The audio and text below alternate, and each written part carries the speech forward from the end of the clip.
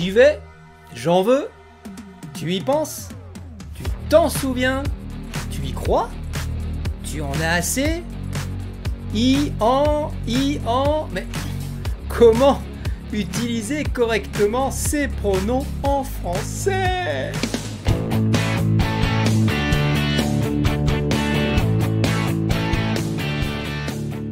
Bonjour et bienvenue sur WeTeach, je m'appelle Alain, je suis français et enseignant qualifié et aujourd'hui dans cette vidéo, je vais te parler de l'emploi des pronoms i et en français qui peuvent te poser problème. Mais ne t'inquiète pas, tu vas tout comprendre, je vais aller doucement en prenant des exemples concrets. Et reste bien jusqu'au bout de la vidéo car à la fin, je te proposerai un très court exercice auquel tu devras répondre dans les commentaires pour me montrer que tu as bien compris. Commençons par en. En français, le pronom en se place toujours devant le verbe et remplace en général un complément introduit par de. En peut par exemple remplacer un complément d'objet indirect introduit par la préposition de. Elle parle souvent de son pays. Elle en parle. Dans ce cas, en remplace donc un complément qui répond à la question de quoi. Elle parle de quoi? De son pays. Prenons d'autres exemples.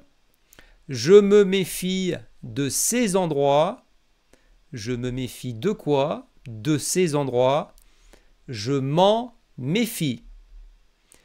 Tu te souviens de cette journée? Tu te souviens de quoi? De cette journée. Tu t'en souviens. Attention, en ne peut pas remplacer des personnes. Dans ce cas-là, prenons un exemple. Pour la phrase « Chloé parle toujours de Paul », il n'est pas correct de dire « Chloé en parle toujours ». Il faut, dans ce cas, utiliser un pronom tonique comme moi, toi, lui, elle, etc. et dire « Chloé parle toujours de lui ». Notons néanmoins que dans les faits, dans le langage familier, beaucoup de Français utilisent « en » pour remplacer des noms de personnes introduits par la préposition « de ». C'est incorrect, mais c'est très fréquent. Ainsi, tu pourras entendre des personnes dire fréquemment « Tu te souviens de cette personne? Tu t'en souviens ?» Mais ce n'est pas correct. La phrase correcte serait « Tu te souviens d'elle ?» En peut également remplacer un complément de lieu introduit par de. Exemple, il revient de Marseille, il en revient. Dans ce cas-là, il répond à la question d'où. Il revient d'où? De Marseille. On le verra plus loin dans cette leçon, en et i en français peuvent tous deux remplacer un complément de lieu, mais pas de la même manière. En peut également remplacer un complément d'objet direct introduit par un partitif comme du, de la, des, etc. Exemple, veux-tu du poisson? Oui, j'en veux, merci.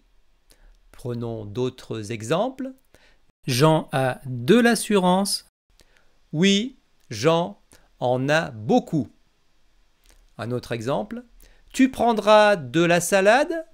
Oui, j'en prendrai avec plaisir. En peut aussi remplacer un complément d'objet direct introduit par un article indéfini. Exemple, as-tu un vélo? Oui, j'en ai un. Et à noter que dans ce cas-là, en peut remplacer le nom d'une personne. Exemple, as-tu un bon coiffeur? Oui, j'en ai un. Notons qu'avec l'article indéfini un ou une, il est nécessaire de préciser la quantité après le verbe. On ne pourra pas répondre oui, j'en ai, mais on devra dire oui, j'en ai un. En revanche, on n'est pas obligé de préciser la quantité avec l'article indéfini pluriel des. Exemple, as-tu des outils dans le garage? Je pourrais répondre oui, j'en ai, sans préciser la quantité. On se sert aussi de en pour remplacer des expressions de quantité telles que un peu de, beaucoup, 1 kilo de, etc. Dans ce cas, il est nécessaire de préciser la quantité après le verbe. Exemple, as-tu beaucoup d'animaux? Oui, j'en ai beaucoup. C'est pourquoi en français, on verra très souvent en combiné avec différentes quantités. Exemple, la girafe en mange 1 kilo. Il en prend énormément. Tu en veux 6? À noter enfin que le pronom en peut se combiner aussi avec la négation. Exemple, as-tu une robe pour le mariage? Non, je n'en ai pas. Ou alors non, je n'en ai plus. Ou alors non, je n'en ai aucune. On fait une petite pause. Peux-tu prendre s'il te plaît quelques minutes pour nous donner un pouce si cette vidéo te plaît et si elle t'apprend des choses utiles? C'est important, cela nous encourage. Et pense également à t'abonner à notre chaîne WeTeach et surtout, clique sur la cloche pour être averti à chaque fois que nous mettrons en ligne une nouvelle leçon de français. Ça y est, tu as eu le temps de le faire. Je peux attendre encore quelques secondes. Alors merci, nous te sommes très reconnaissants, c'est très gentil de ta part. Et on continue cette leçon. Parlons maintenant du pronom i, qui s'écrit tout simplement y.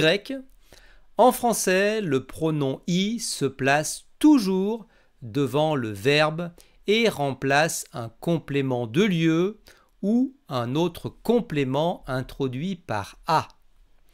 Dans le cas où i remplace un complément de lieu, exemple, tu vas à Lyon la semaine prochaine, tu y vas la semaine prochaine. Le pronom i remplace donc un complément qui répond à la question où. Tu vas où la semaine prochaine? Tu vas à Lyon. C'est donc la grande différence entre en et i en français quand il remplace un complément de lieu. I remplace un complément de lieu qui répond à la question où, alors que en remplace un complément de lieu qui répond à la question d'où. Tu peux donc retenir que i remplace tous les compléments de lieu, sauf ceux qui sont introduits par la préposition de. Voyons d'autres exemples. On arrive bientôt au sommet de la montagne. Oui, on y arrive bientôt. Je vais chez mes parents. J'y vais chaque semaine. Attention, une erreur classique que font les apprenants en français, c'est de conserver dans la même phrase le pronom i avec le complément de lieu et de dire par exemple « Je peux y aller aux toilettes ?» à la place de dire « Je peux aller aux toilettes » ou alors « Je peux y aller » à condition que l'interlocuteur soit au courant du lieu, c'est-à-dire ici les toilettes. I peut également remplacer un complément d'objet indirect introduit par la préposition à et qui répond à la question à quoi. Exemple, elle pense à ses vacances, Elle y pense. Comme on le voit, à ses vacances répond bien à la question à quoi. Elle pense à quoi? À ses vacances. Prenons un autre exemple. Peux-tu répondre à cette question? Oui, je peux y répondre. Dans ce cas, y ne peut jamais remplacer des personnes. Exemple, elle pense souvent à Eric. On ne pourra pas dire elle y pense souvent. Dans ce cas, il faudra utiliser un pronom tonique et dire elle pense souvent à lui. Et pour finir cette leçon, voici quelques expressions courantes à retenir où en et i sont employés. Première expression, on retrouve en dans le verbe s'en aller qui signifie partir, comme dans Paul s'en va. Dans ces cas-là, en ne remplace rien en particulier. Ce pronom se retrouve aussi dans l'expression en vouloir à quelqu'un qui signifie être fâché envers quelqu'un, garder de la rancune envers cette personne. Exemple, elle en veut à ses frères. On utilise bien sûr le pronom i dans l'expression il y a, qui est une expression très courante. Exemple, il y a beaucoup d'expressions en français. On retrouve aussi i dans l'expression ça y est. Exemple, ça y est, je suis en vacances. On utilise aussi le pronom i dans l'expression s'y connaître en quelque chose. Exemple, il s'y connaît bien en mécanique.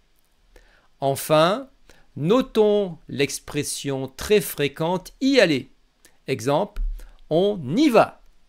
Maintenant, j'espère que tu as bien compris et que les choses sont claires pour toi par rapport à l'utilisation et l'emploi des pronoms en et i en français.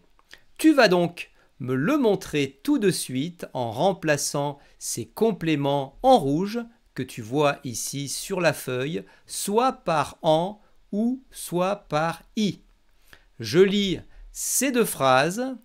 Jean et Lise sont allés à la soirée.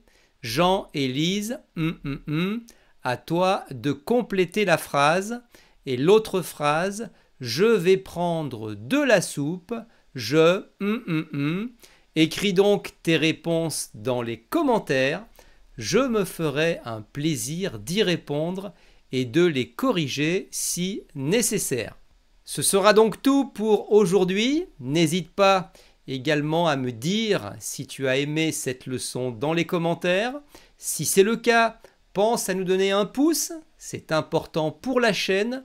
Abonne-toi également à WeTeach et pense bien à activer la cloche. Comme cela, tu seras averti à chaque fois que nous mettrons une nouvelle vidéo en ligne. Ce sera donc tout pour aujourd'hui et je te donne rendez-vous très bientôt pour une nouvelle vidéo de français. Au revoir!